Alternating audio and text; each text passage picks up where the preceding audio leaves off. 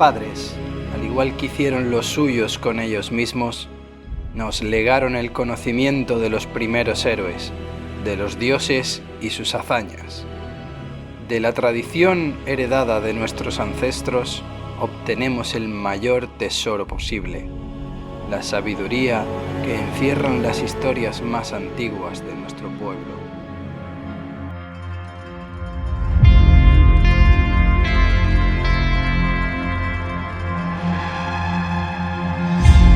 Isha y Kurnoss sufrieron los terribles tormentos de la prisión de Cain.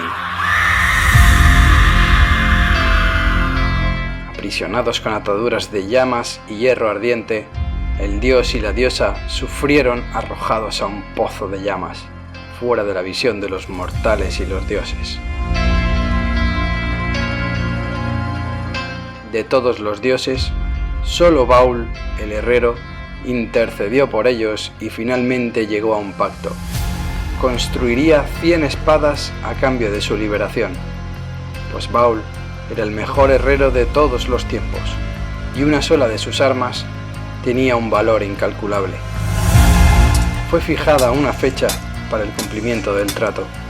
Cuando llegó el momento en el que Baul debía de entregar las espadas, aún no había terminado la última.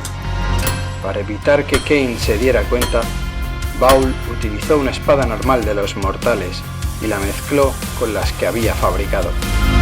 Al principio, Cain estaba tan complacido con las espadas que no descubrió el engaño. Descubrió la falsificación cuando Isha, Kurnoss y Baul estaban muy lejos. Rugió de rabia, llamando tramposo a Baul, y prometió vengarse.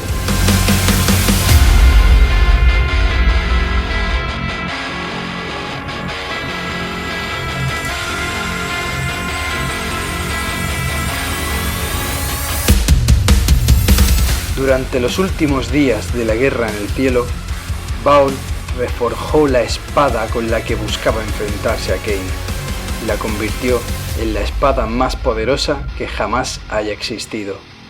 La llamó Anaris, luz del amanecer, y con ella se presentó ante el dios de la guerra.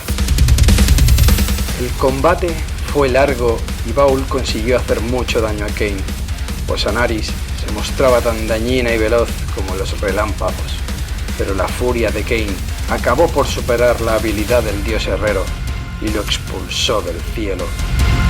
Se dice que Baul quedó lisiado a consecuencia de esta batalla y que Cain lo encadenó a su yunque.